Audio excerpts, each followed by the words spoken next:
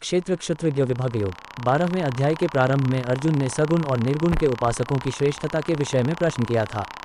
उसका उत्तर देते हुए भगवान श्री कृष्ण ने दूसरे श्लोक में संक्षिप्त में सगुण उपासकों की श्रेष्ठता बताई और 3 से 5 श्लोक तक निर्गुण उपासना का स्वरूप, उसका फल तथा उसकी क्लिष्टता बताई है। उसके बाद 6 से 20 श्लोक तक सगुण उपासना का महत्व, फल, प्रकार और भगवत भक्तों के लक्षणों का वर्णन करके अध्याय समाप्त किया, परंतु निर्गुण का तत्व, महिमा और उसकी प्राप्ति के साधन विस्तारपूर्वक नहीं समझाए थे। इसलिए निर्गुण निराकार का तत्व अर्थात ज्ञानयोग का विषय ठीक से समझने के लिए इस 13वें अध्याय का आरंभ करते हैं। इदं शरीर कौन्तेय क्षेत्रमित्यभिधीयते एतद्यो वेति तं प्राहुः क्षेत्रज्ञ इति तद्विदः। 1 श्री भगवान बोले, हे अर्जुन, ये शरीर क्षेत्र इस नाम से कहा जाता है और इसको जो जानता है उसको क्षेत्रज्ञ इस नाम से उनके तत्व को जानने वाले ज्ञानीजन कहते हैं। क्षेत्रज्ञं चापि मां विद्धि सर्वक्षेत्रेषु भारत, क्षेत्र क्षेत्रज्ञो ज्ञान यत्तक ज्ञान मतम मम। 2 हे अर्जुन, तू सब क्षेत्रों में क्षेत्रज्ञ अर्थात जीवात्मा भी मुझे ही जान और क्षेत्र क्षेत्रज्ञ को अर्थात विकार सहित प्रकृति का और पुरुष का जो तत्व से जानना है वह ज्ञान है, ऐसा मेरा मत है। तत्क्षेत्रम यच याद्वक्च यद्विकारी यतश्च यत् सच यो यत् प्रभावश्च तत्समासेन में शृणु। 3 वह क्षेत्र जो और जैसा है तथा जिन विकारों वाला है और जिस कारण से जो हुआ है तथा क्षेत्रज्ञ भी जो और जिस प्रभाव वाला है वह सब संक्षेप में मुझसे सुन। 3 ऋषिभिर्बहुधा गीतम छंदोभिर्विविधः पृथक् ब्रह्मसूत्रपदैश्च हेतुमद्भिर्विनिश्चितः।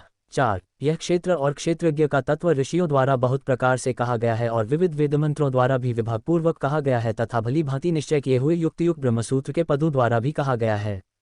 4 महाभूतान्यहंकारो बुद्धिर्व्यक्तमेव च इंद्रियाणि दशक च पंचेन्द्रियगोचराः।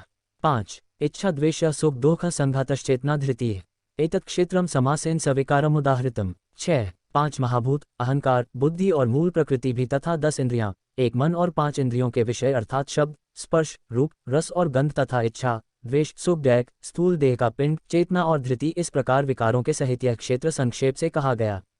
अमानित्वमित्वम अहिंसा क्षान्तिरार्जवम् आचार्योपासना शौचम स्थैर्यमात्मविनिग्रहः। 7 इंद्रियार्थेषु वैराग्यमनहंकारः च जन्ममृत्युजराव्याधिदुःखदोषानुदर्शनम्। 8 असक्तिरन्विष्वंग पुत्रदार्ग्रहादिषु नित्यं च समचित्तत्वमिष्टानिष्टोत्पत्तिषु। 9 मयि चाननयोगेन भक्तिरव्यभिचारिणी विविक्तदेशस्यवित्वमृतिर्जनसंसिद्धि। 10 अध्यात्म ज्ञान नित्यत्व तत्व ज्ञानार्थ दर्शनम एतज्ज्ञानमिति प्रोक्तम ज्ञान यदतोऽन्यथा। 11 श्रेष्ठता के ज्ञान का अभिमान का अभाव, दंभाचरण का अभाव, किसी प्राणी को किसी प्रकार भी न सताना, क्षमाभाव, मन वाणी आदि की सरलता, श्रद्धा भक्ति सहित गुरु की सेवा, बाहर भीतर की शुद्धि, अंतःकरण की स्थिरता और मन इंद्रियों सहित शरीर का निग्रह।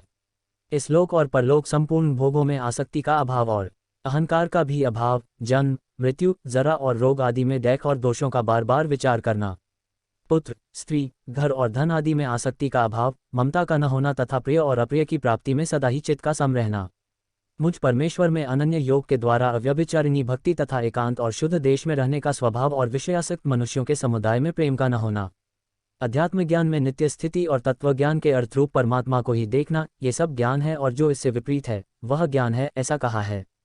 7 8 9 10 11 ज्ञेयं यत्तत्प्रवक्ष्यामि यज्ञात्वामृतमश्नुते अनादिमत पर ब्रह्म न सत्तन्ना सदुच्यते। 12 जो जानने योग्य है तथा जिसको जानकर मनुष्य परमानंद को प्राप्त होता है उसको भली भांति कहूँगा।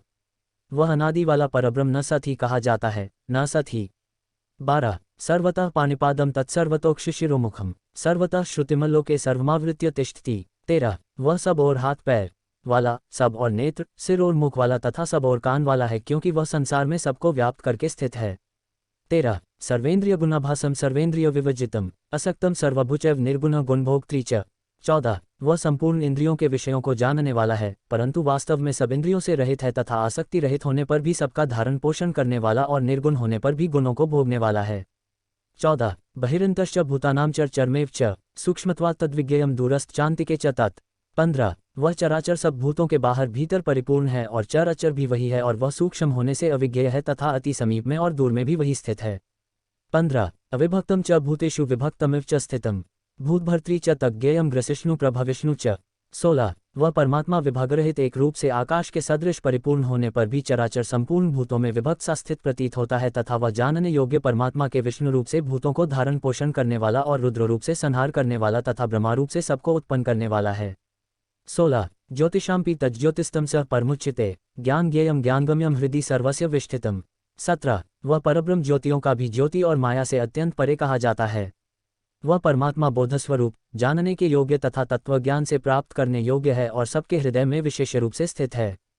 17 इति क्षेत्रम तथा ज्ञान ज्ञेयम चोक्तम समासतः मद्भक्त एतद्विज्ञाय मद्भावायोपद्यते। 18 इस प्रकार क्षेत्र तथा ज्ञान और जानने योग्य परमात्मा का स्वरूप संक्षेप से कहा गया। मेरा भक्त इसको तत्व से जानकर मेरे स्वरूप को प्राप्त होता है। 18 प्रकृतिन पुरुषं चैव विद्धयनादि उभावपि विकारांश्च गुणाश्च विद्धि प्रकृति संभवान। 19 प्रकृति और पुरुष इन दोनों को ही तू अनादि जान और राग द्वेषादि विकारों को तथा त्रिगुणात्मक संपूर्ण पदार्थों को भी प्रकृति से ही उत्पन्न जान।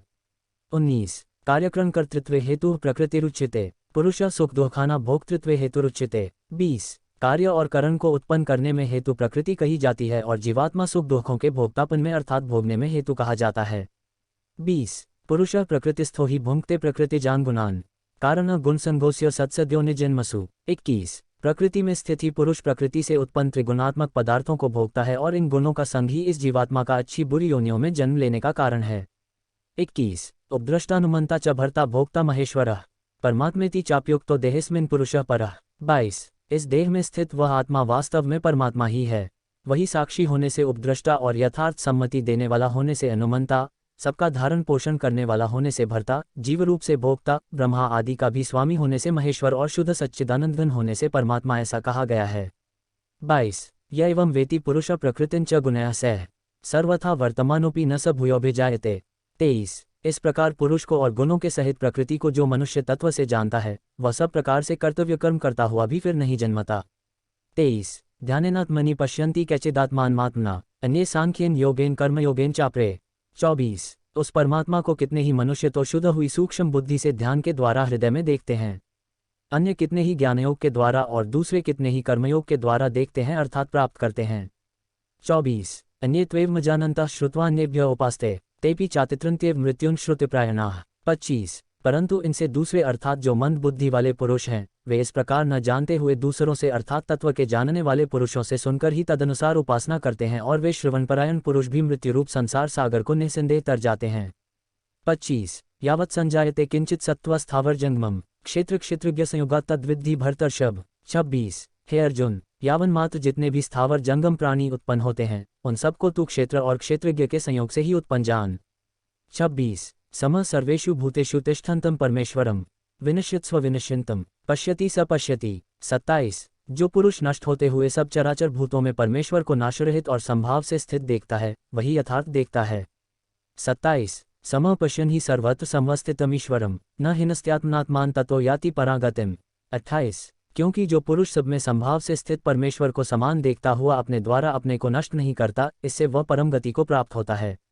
28 प्रकृत्यैव च कर्माणि क्रियमाणानि सर्वशः यह पश्यति तथात्मानं कर्ता स पश्यति। 29 और जो पुरुष संपूर्ण कर्मों को सब प्रकार से प्रकृति के द्वारा ही किए जाते हुए देखता है और आत्मा को अकर्ता देखता है वही यथार्थ देखता है। 29 यदा भूत पृथक भावमेकस्थमनुपश्यति ततएव च विस्तार ब्रह्म संपद्यते तदा। 30 जिस क्षण ये पुरुष भूतों पृथक पृथक भाव को एक परमात्मा में ही स्थित तथा उस परमात्मा से ही संपूर्ण भूतों का विस्तार देखता है उसी क्षण वह सच्चिदानंदघन ब्रह्म को प्राप्त हो जाता है। 30 अनादित्वान् निर्गुणत्वात् परमात्मायमव्ययः शरीरस्थोपि कौन्तेय न करोति न लिप्यते। 31 हे अर्जुन अनादि होने से और निर्गुण होने से यह अविनाशी परमात्मा शरीर में स्थित होने पर भी वास्तव में न तो कुछ करता है और न लिप्त ही होता है। 31 यथा सर्वगतम सौक्ष्म्यादाकाश नोपलिप्यते सर्वत्रावस्थितो देहे तथात्मा नोपलिप्यते। 32 जिस प्रकार सर्वत्र व्याप्त आकाश सूक्ष्म होने के कारण लिप्त नहीं होता वैसे ही देह में सर्वत्र स्थित आत्मा निर्गुण होने के कारण देह के गुणों से लिप्त नहीं होता। 32 यथा प्रकाशयते कः कृत्स्न लोकमिमं रविः क्षेत्रम क्षेत्री तथा कृत्स्न प्रकाशयति भारत। 33 हे अर्जुन जिस प्रकार एक ही सूर्य इस संपूर्ण ब्रह्मांड को प्रकाशित करता है उसी प्रकार एक ही आत्मा संपूर्ण क्षेत्र को प्रकाशित करता है। 33 क्षेत्र क्षेत्रज्ञयोरेवमंतर ज्ञानचक्षुषा भूत प्रकृति मोक्षं च ये विदुर्यान्ति ते परम। 34 इस प्रकार क्षेत्र और क्षेत्रज्ञ के भेद को तथा कार्य सहित प्रकृति से मुक्त होने का जो पुरुष ज्ञान नेत्रों द्वारा तत्व से जानते हैं वे महात्माजन परब्रह्म परमात्मा को प्राप्त होते हैं। 34 ओम तत्सदिति श्रीमद् भगवद गीतासूपनिषत्सु ब्रह्मविद्यायां योगशास्त्रे श्रीकृष्णार्जुन संवादे क्षेत्र क्षेत्रज्ञ विभागयोगो नाम त्रयोदशोऽध्यायः। 13 इस प्रकार उपनिषद ब्रह्मविद्या तथा योगशास्त्र रूप श्रीमद् भगवद गीता के श्री कृष्ण अर्जुन संवाद में क्षेत्र क्षेत्रज्ञ विभागयोग नामक 13वां अध्याय संपूर्ण हुआ। ओम।